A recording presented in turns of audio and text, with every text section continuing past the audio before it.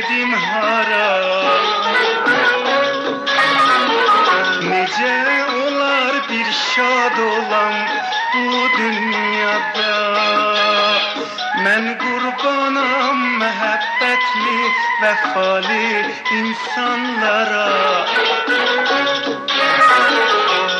Ah dünya, vay dünya, canım geldi zinhara, ayrılıktan geldim cana.